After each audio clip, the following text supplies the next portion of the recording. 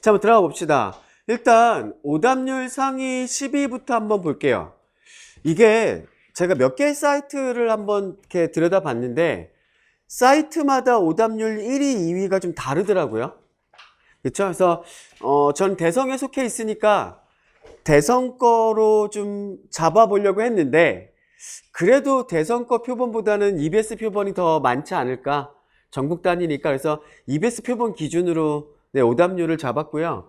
대성 거는 보니까 34번이 이쪽으로 와 있던데? 그쵸? 그러니까 이번에는 사실은 빈칸에서 33번과 34번이 오답률 1위, 2위를 다투는 게 맞는 것 같다 라고 생각하면 될 것 같습니다. 근데 이번 거 딱 보면 평가원에서 작년 것도 그렇고 보면 오답률 1위 딱 찍으면 82%를 넘고 막 이랬는데 이번에는 오답률 1위가 33번인데 78%예요. 그쵸? 맞아? 그러면 그렇게 어려운 문제는 아니었다라고 볼 수도 있긴 하겠죠. 맞습니까? 네, 그렇게 어려운 문제가 있는 건 아니었다라는 생각을 해볼 필요가 있고 일단은 33번, 34번 그리고 31번이 오답률 상위권에 들어가 있습니다. 혹자는 이걸 두고 뭐 빈칸에 그러니까 제왕의 재림이다. 뭐 빈칸이 다시 뭐 어려운 어떤 그런 방향성을 되찾았다라고 얘기하는데 그건 진짜 그런 건지 이따 뒤에 가서 한번 봅시다. 그리고 이번엔 41번, 42번이 어려웠어요? 내가 보기에는 42번보다는 혹시 41번이 조금 더 어렵게 느끼지 않았을까라는 생각을 좀 해봤는데 41번에서 오답률은 높지 않고 네, 42번이 오답률로 상위권으로 올라와 있더라고요. 그렇죠? 이것도 좀 어떻게 바라볼 것인지는 이제 뒤에 가서 한번 얘기해 봅시다. 그다음 이번에 어법 문제. 이거 제가 눈이 강조했던 거 아니에요? 나올 게 나온다.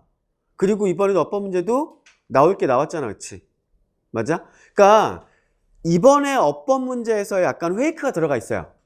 약간의 페이크가 들어가 있는데 그거는 우리가 어떻게 생각하고 이 페이크를 어떻게 빠져나가야 될지는 뒤에 어법 문제 가서 한번 같이 또 얘기해 봅시다. 그래서 어법 문제가 68% 찝었는데 그쵸? 그 다음에 이번에는 순서랑 삽입이 오답률이 극상위권으로 가 있진 않아요. 그쵸? 맞아? 이건 당연해요. 유평은요. 대체적으로 6월 달에는 평가원은 6월 달에는 순서삽입에 힘을 뺍니다. 왜냐하면 학생들이 수능을 위해서 준비하는 단계라고 생각하고 있고 평가원도 이렇게 느끼고 있어요. 3월부터 6월 정도까지는 뭐 대입학력이랑 뭐 어휘 그다음에 뭐 빈칸 이런 데 학생들이 공부하지 커리상 아직까지는 순서삽입에는 그렇게 큰 힘을 쏟아붓지 않는다라고 생각하기 때문에 보통 6평에서는 순서삽입에 어떤 힘을 좀 빼는 편이 맞아요. 그쵸? 근데 저는 통계를 신봉하니까 6평에서 순서삽입에 힘을 빡 줬던 경우가 있고요. 6평에서 순서삽입에 힘을 뺐던 경우들이 있습니다. 이걸 통계적으로 좀 분석해보면 6평에서 힘을 뺐었을 때 수능에서 순서삽입이 오답률 1위를 찍는 경우가 되게 많았어요. 그러니까 이런 걸로 본다면 통계적으로 본다면 이번에 6평에서 순서삽입에 힘을 뺐다?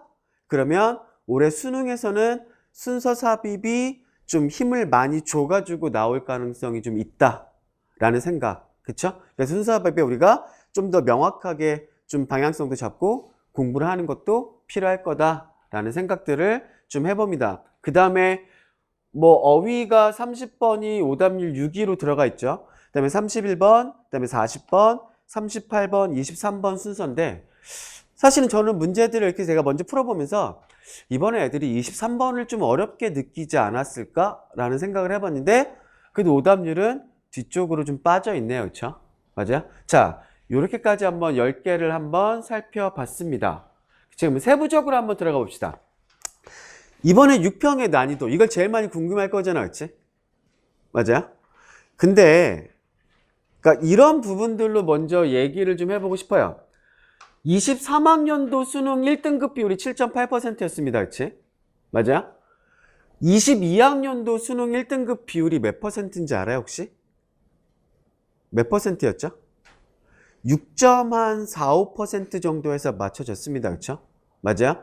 자, 이런 걸 보면 우리는 뭐를 생각할 수 있냐면 평가원이 생각하는 문제의 난이도는 정해져 있다. 그쵸? 문제의 난이도는 정해져 있다. 근데요. 우리가 솔직하게 한번 생각을 해봅시다. 제가 만약에 평가원 출제자라도 마찬가지일 것 같은데요. 평가원 출제자가 난이도를 계획하고 문제를 만들까요? 한 사람이 만드는 것도 아닌데요. 여러 사람이 나눠서 만들 거예요. 그렇죠? 맞습니까? 여러 출제진들이 유형을 나눠서 만들 거라고. 근데 이 사람들이요, 다 공통적인 생각으로 이번에 문제의 난이도는 이 정도로 맞춰야 되겠다라고 만들까? 자기가 문제를 만드는 거에 대한 자기의 자존심도 들어가 있는데, 그쵸? 제가 생각하기에는요, 평가원 출제진들은요, 난이도를 생각하고 만들지 않습니다. 좋은 문제를 만들어야 되겠다라는 생각을 가지고 만들죠. 맞아요? 그 난이도는 누가 평가하는 거야? 여러분들이 평가하는 거죠. 무슨 말인지 알겠어? 그쵸? 자, 보세요. 올해 3월달 모의고사가 더 어려웠습니까? 아니면 올해 6월달 모의고사가 더 어려웠습니까? 어때요? 이거 여러분들의 체감 난이도인 거잖아요. 그쵸? 맞아요? 어떤 게 더 어렵게 느껴졌어요? 3월달 모의고사가 더 어렵게 느껴지죠? 제가 솔직하게 얘기할게요. 올해 3월달 모의고사랑 6월달 모의고사를 딱 놓고 난이도만 보면요, 비슷해요. 비슷합니다. 네. 어떤 게 더 어렵다, 어떤 게 덜 어려웠다, 이런 것들을 구분하기가 좀 어려울 만큼 난이도는 비슷합니다. 근데 이번에 3월달 모의고사 1등급 비율 몇 %죠? 1.9%예요. 맞아요? 이번에 6월달 모의고사는 제가 조심스럽게 예측하기에는 아마 7% 정도 언저리에서 잡힐 것 같다라는 생각이 들거든요. 그쵸? 왜 그럴까요? 여러 가지 상황들이 작용하기 때문이죠. 난이도를 이때는 막 진짜 어렵게 내기 위해서 빡시게 어렵게 내가지고 1등급 비율 1.9%였고 이번에는 뭐 난이도가 조금 조정해서 올라가서 7% 정도 때다? 아니죠. 맞아요? 너네들의 공부의 상황이라든지 또 여러 가지 상황들이 맞물려 있기 때문에 이 1등급 비율은 정해지는 거야. 그러니까 상대적인 난이도는 중요하다? 중요하지 않다는 거죠. 맞아요? 이 시험에 대해서 여러분들의 지금 현재 상태가 중요한 거지. 어차피 영어는 절대평가잖아요. 상대평가 아니잖아. 그렇지? 그러면 상대적인 난이도가 무슨 의미가 있어요? 제가 정확하게 얘기할 겁니다. 올해 수능은요, 이 정도 난이도로 날 거예요. 이 정도 난이도로 날 겁니다. 그쵸? 그럼 중요한 건 뭐예요? 너네들의 실력인 거지, 그치? 얼마만큼 실력을 높일 것이냐. 자, 한번 생각해 보세요. 영어가 절대평가로 바뀐 첫 해에 있습니다. 그쵸? 첫 해 1등급 비율이 몇 %인 줄 알아요? 거의 20% 가까이 육박했습니다. 2등급 비율까지 다 합치면 몇 %인 줄 알아요? 30%예요. 2등급까지 합쳤을 때 비율이 30%야. 원래 예전에 상대평가할 때는 2등급까지 비율이 몇 %죠? 11%였습니다. 그치? 맞아요? 그 정도였죠?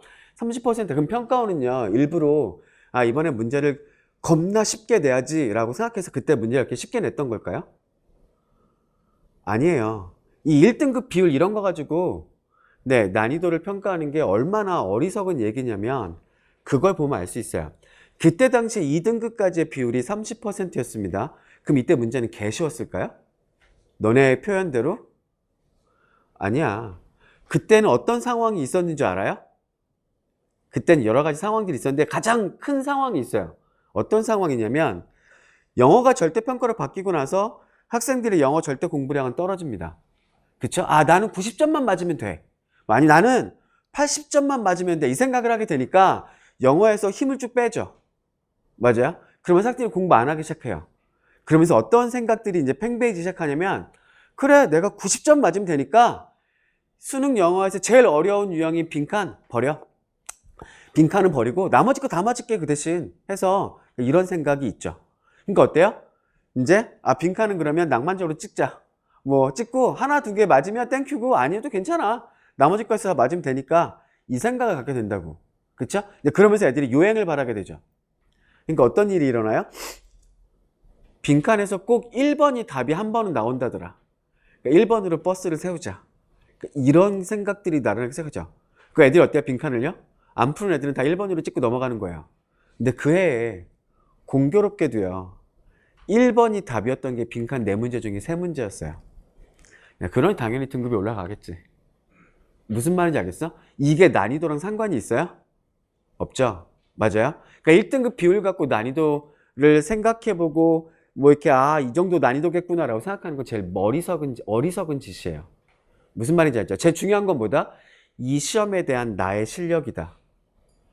이게 제일 중요한 겁니다. 아시겠죠? 그쵸? 무슨 말인지 알겠죠? 그치? 자, 더 이상 이제 평가원의 난이도를 가지고 생각해보지 맙시다. 평가원은 난이도 생각하면서 문제 만들지 않습니다. 좋은 문제를 만들려고 노력하지. 그치? 자, 보세요. 근데 이번 시험을 보면서 느낄 수 있는 건 어떤 것들이냐면 이런 부분들은 느낄 수 있을 것 같아. 점점 더 점수의 양극화는 심해질 것 같습니다. 그러니까 고정적으로 1등급 받는 애들은요. 이번 6평을 보면서 문제 뭐 그렇게 어렵지 않았는데? 뭐 풀만했는데? 괜찮았는데? 이 생각을 할 겁니다. 근데 2등급 후반 3등급 4등급 내려가면서 그 학생들은 이번 6월달 모의고사도 어렵게 느꼈을 거예요. 아시겠죠? 그쵸? 맞아? 그래서 점수의 양극화는 점점 심해질 거다. 왜? 애들은 영어의 절대 공부량을 점점 줄여가고 있기 때문에 그런 거지, 그치? 맞아? 그래서 이 부분도 생각해 볼 필요가 있고요. 그럼 점수의 양극화는 왜 빡세집니까? 간접 연계로 바뀌면서 학생들의 체감 난이도가 되게 많이 높아진 거죠. 그쵸? 그 이유도 하나 있고요. 그 다음에 점점 소재가 다양해지고 있어요. 그쵸? 맞아? 이번에 6평에서 느끼지 않았어요? 맞아요? 좀 접해보지 않았던 소재들이 계속 등장하고 있습니다. 철학적인 소재들도 마찬가지고요. 그쵸? 맞아? 그다음에 뭐 AI 막 이런 소재도 막 나오잖아요. 그쵸? 맞아? 그래서 소재들의 다양성이 점점 증가하고 있다. 이러니까 영어에 절대적인 시간을 쏟아붓지 않았던 학생들은 점점 더 어렵게 느껴질 수밖에 없다는 것이 좀 어떤 트렌드의 경향이 될 수 있겠지. 그치? 그 다음에 어휘 및 구문도 마찬가지예요. 단어가 이번에 3월달에 비해서 사실은 단어가 레벨이 높아졌다라고 말할 수는 없어요. 3월달과 어휘의 레벨은 좀 비슷한 수준이다. 근데 이번 6월달에는 조금 더 단어의 다의성을 강조하는 측면들이 있다. 라는 부분들은 체크해 볼 필요가 있어요. 단어의 다의성은 계속해서 강조할 것 같아요. 그러니까 우리가 단어를 외울 때 무조건 한 단어의 뜻만 외우면 된다, 안 된다? 안 된다. 최소한 몇 가지의 뜻들은 좀 외워야 된다. 그리고 다의성을 준비하는 가장 확실하고 좋은 방법이 뭐죠? 독해예요. 아시겠죠? 우린 독해에서 단어의 다의성을 준비해야 됩니다. 단어장 갖고는 절대로 다의성 준비할 수 없어요. 그렇죠? 맞아? 예, 그런 부분들이 좀 있고 그 다음에 이번에는 여러분들이 좀 이렇게 그런 거 못 느꼈어요? 문장들이 길어진 것도 길어졌지만 준동사를 사용해서 여러분들에게 익숙하지 않은 구문들이 증가했어요. 그건 제가 좀 이따 따로 한번 보여드릴게요. 몇 가지. 그쵸? 그 다음에 문장들이 길어지고 있죠. 자, 한번 볼게요. 그러니까 이런 단어들이에요. 이번 시험에서 나왔던 단어들이죠. 얘네들이 다 뭐예요?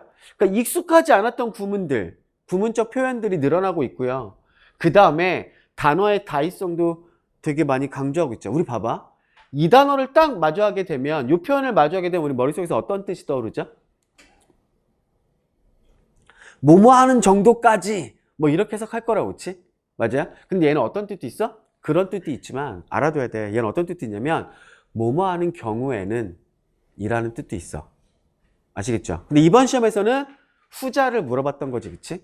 근데 이 단어도 봐봐. partial이란 단어예요. 얘 뜻이 뭐가 있죠?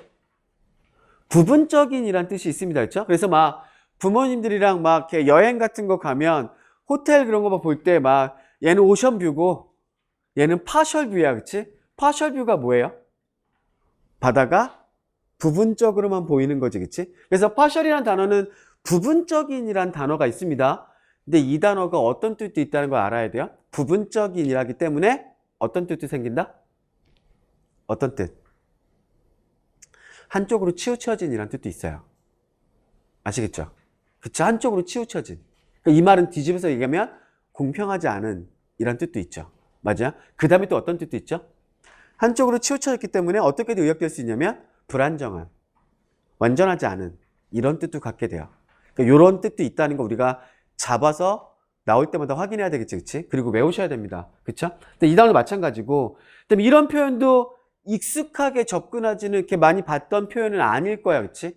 맞아? 이것도 우리가 독해 지문 속에서 한번 확인해 봅시다. 단어는 이렇고요. 그 다음에 20번 문장에서 이런 문장이 나왔을 겁니다. 봐봐. 자, 과도한 어떠한 그런 특수성, 전문성은요, 초래한대요. 이 문장 어떻게 해석해야 돼? 초래한대요. 뭘 초래하냐면, 봐봐. 전치사가 나왔죠, 그쵸? 맞아요? 전치사가 나왔어. 그러면 전치사 뒤에 동사를 쓰려면 다 뭘로 바꿔야 되죠? 전치사의 목적어 동사는 뭘로 바꿔야 되지? ing로 들어가야 되죠. 맞아요? 이때는 result in의 목적어는 내 앞에 있는 information이 아니라 이 부분이 ing로서 목적어예요. 얘가 전치사의 목적어로 쓰인 거예요.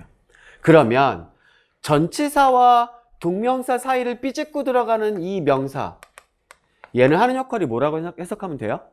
얘는 하는 역할은 동명사에 대한 의미상의 주어라고 해석하시면 돼요. 그쵸? 그러면 과도한 전문성은, 과도한 특수성은 초래할 수 있습니다. 뭘? 그 영역 외부로부터 오는 정보가 얘가 의미상의 주어가 되고 얘가 동명사가 되겠죠. 그 정보가 어떻게 되는 거야? 평가절하되고 이용할 수 없게 되는 것을 초래한다. 이렇게 해석해야 되겠지, 그치? 맞아요? 그래서 이 부분에 대한 목적어는 information이 아니라 빙이었다. 이 동명사였다. 라고 생각하시고 해석하셔야 되겠지, 그치? 그러니까 이런 부분들. 준동사를 사용해서 문장의 구조를 조금 더 꼬아놔가지고 해석하기 어렵게 만드는 것들, 그치? 이런 부분들의 구문들이 되게 많았어. 그러니까 이번에 한번 집에 가셔서 다시 한번 지문들을 해석해 보시면서 분석해 보세요. 네, 동명사나 분사 이거 이용해서 구문 빡세게 만드는 게 되게 많습니다. 하나만 더 예를 들어 볼까요? 이런 거죠. 24번에 보시면 이런 표현이 나와요. 여기서 요까지가 어떻게 해석할지가 되게 애매했었겠죠. 맞습니까? 자, 2050년에는요.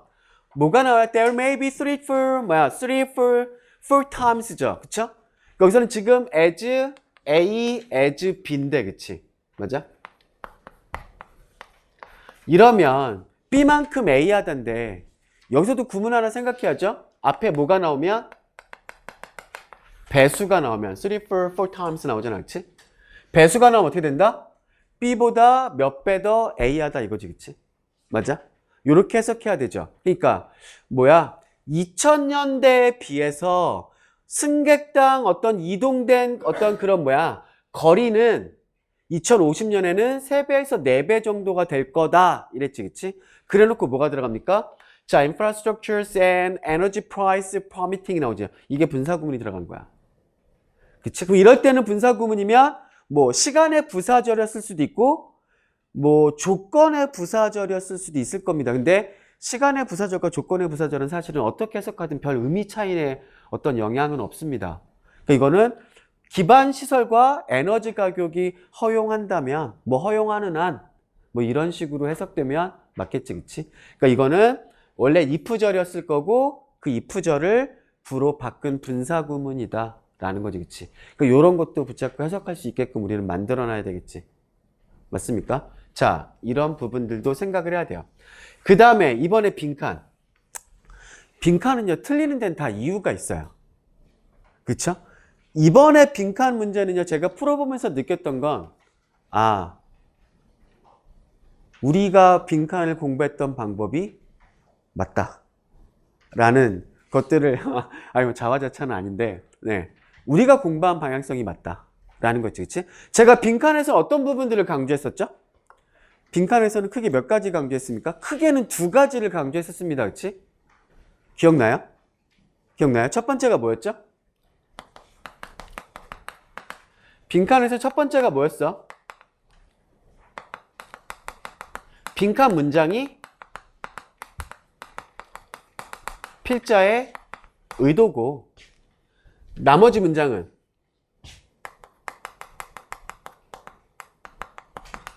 다 뭐다? 나머지 문장은 뭐다? 네, 근거다. 그치? 자, 그럼 봐봐.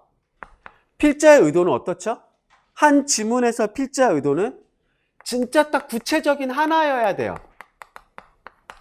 필자의 의도는 구체적인 하나입니다. 그러면 나머지 모든 문장들은 필자의 의도의 근거니 얘네들은 다 문장들이 하나같이 다 이 필자의 의도 하나만을 바라보고 있는 거지.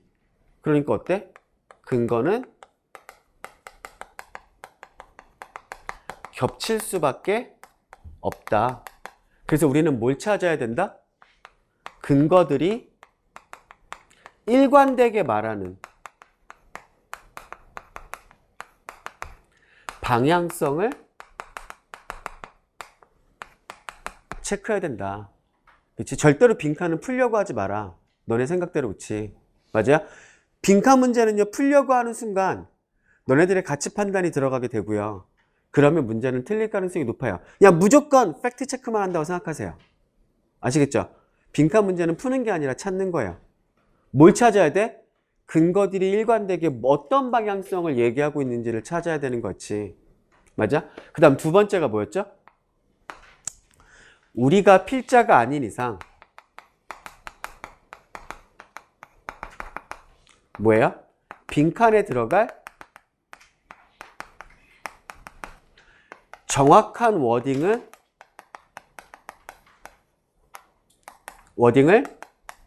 만들 수 없다는 거지. 그치? 우리가 그 글을 쓴 사람이 아닌 이상, 우리가 출제자라서 답을 이미 알고 있지 않는 이상 빈칸에 들어갈 정확한 워딩 우리는 알 수 없습니다. 그쵸? 그러니까 너네가 빈칸이 어려운 이유는 그 워딩을 내가 만들어내야 되겠다고 생각하기 때문에 어려운 거야. 그치? 그래서 뭐라 그랬죠? 뭐가 중요하다? 근거들을 통해서 필자의 의도를 잡고 뭘 사용해라? 속어법. 들어가야 할 것을 정확하게 발견할 수 없다면 들어갈 수 없는 걸 찾아서 지워라. 그치? 이번에 빈칸 문제의 대부분 문제의 방향성은 다 속어법이었어요. 그러니까 이번에 내가 여기에 들어갈 내용들을 내가 만들어내야지라고 생각했으면 다 틀리는 거야. 지문이 어려워서 틀렸던 게 아니야. 속어법을 생각하지 않고 있었기 때문에 틀렸던 거지. 그치? 맞아? 틀리는 데는 다 이유가 있는 거야. 무슨 말인지 알겠죠? 그쵸? 이따가 그럼 우리 빈칸 문제들아 요 방식대로 이따가 한번 접근해 봅시다. 그 다음에 이번에 빈칸 문제에서는 어디에다가 힘을 좀 많이 넣었죠? 대조적 방식. 그치? 맞아? 소재 두 개를 가지고 대조시키는 것들. 그치? 이 부분들에다가 힘을 많이 주었던 분위기입니다. 그리고 대조에 대해서 어떻게 접근해야 될지 우리가 생각을 좀 해봐야 되겠지. 그치? 맞아? 자, 그래서 빈칸은 요 부분을 잊으면 안 된다. 이 방식대로만 무조건 접근해야 된다. 그치? 맞아? 이따가 빈칸도 한번 이 방식대로 한번 같이 접근을 해 봅시다. 자, 총평을 한번 내려봅시다. 총평은 뭐 늘 똑같습니다. 그치? 이번 시험 점수 가지고 1위 1비 하지 마세요. 이번 시험은 모의고사 할 뿐이었죠? 6평이 여러분들에게 중요한 이유는 뭐죠?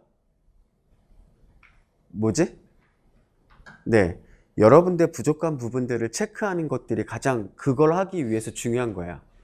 지금 평가원 앞에서 내 실력이 어느 정도인지를 체크하는 게 진짜 첫 번째 그 6평이 중요한 이유고요. 두 번째는 뭐예요? 내가 부족한 부분들을 체크하는 게 두 번째 이유입니다. 그치? 혹시 이렇게 한 사람 있어요? 6평 시험이 끝난 다음에 집에 가가지고 내가 6평 시험을 다시 한번 해석해보고 단어 체크하면서 해석해보면서 해석도 다 확인할 수 있게 만들었고 그 다음에 이런 것도 해봤어요? 내가 이 문제 왜 틀렸지? 이런 거 분석해봤어요? 이게 중요한 거예요. 오늘 집에 가시면 6평 문제집을 펼쳐놓고요. 여러분들이 해야 할 숙제가 있습니다. 첫 번째, 뭐 해야 돼? 해석 연습하셔야 돼요. 이번에 6평 지문이 여러분들이 구문을 연습하기 위한 정말 최적의 지문이에요. 진짜 괜찮습니다. 아시겠죠? 해석 연습하셔야 돼요. 그 다음에 평가원에서 어휘로 나왔는데 평가원에 나온 어휘는 최소한은 무조건 외워야죠. 맞아? 그래서 어휘도 체크하시고 암기하셔야죠. 이게 가장 여러분이 먼저 해야 할 겁니다. 그다음 두 번째, 뭐 해야 돼요? 답의 근거를 찾아야죠. 그쵸? 답의 논리적 근거들을 다시 체크하셔야 됩니다. 여기까지는 기본이죠. 이 세 번째가 중요해요. 세 번째가 뭘 하셔야 되냐면 이런 것들을 하셔야 돼요. 내가 이 문제를 왜 틀렸지?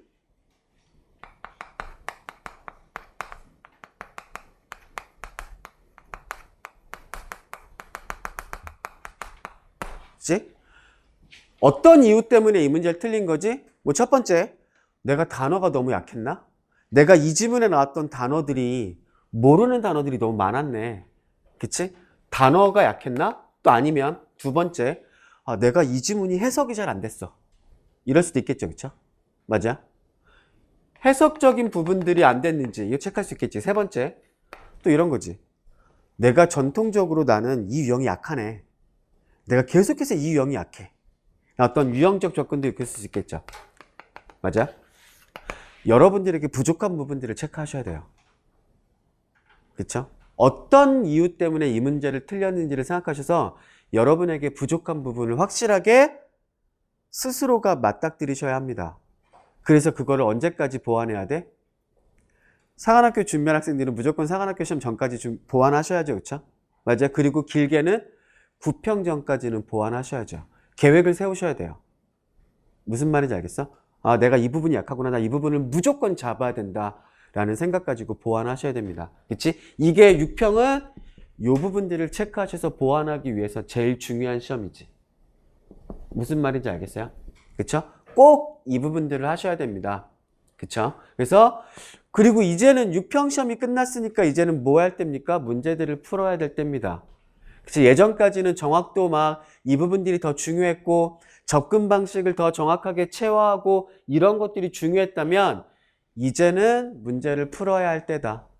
그치? 그래서 뭐 평가원 기출들 다시 다 풀어보시면서 공부하셔도 되고 교육청 기출들도 풀어보시면서 공부하셔도 되고, 그치? 맞아? 네, 문제들을 풀면서 좀 훈련을 더 해나가야 될 때다. 라는 것들까지 총평을 내리면 될 것 같습니다. 그 다음에 만약에 본인이 지금 2등급 후반, 3등급, 막 4등급 이렇다 라고 하면 지금 여러분들에게 가장 중요한 건 단어 빡시게 외우는 거예요. 단어 안 외우면 절대로 등급 올라가지 않습니다. 아시겠죠? 그리고요, 예를 들어 만약에 어떤 선생님들 중에 야, 단어 안 외워도 돼. 단어 외운다고 뭐 수능에 나온 단어 다 할 거야? 모를 거 아니야. 그 단어 안 해도 돼. 이렇게 얘기하시는 선생님이 있으면 걸으셔도 돼요. 아시겠죠? 요행은 없어요. 영어는요, 진짜로 딱 여러분이 시간 투자하는 것만큼의 점수를 돌려줄 겁니다. 시간 투자하지 않고 점수를 줄 수 있는 방법은 없어요. 무슨 말인지 알아? 단어 진짜 빡세게 외우시고 해석 연습 진짜 빡세게 하셔야 돼요. 이게 없이는 점수는 절대로 잘 나오지 않습니다. 이건 상한학교 시험 때까지도 마찬가지일 거예요. 요행 바라지 마세요. 다른 과목들은 요행이 있을지 모르겠지만 영어는 절대로 요행이 없다. 그치? 네, 시간을 투자하셔야 한다라는 거지. 그치? 맞아? 자, 여기까지 해서 총평을 한번 마무리를 줘보도록 하겠습니다.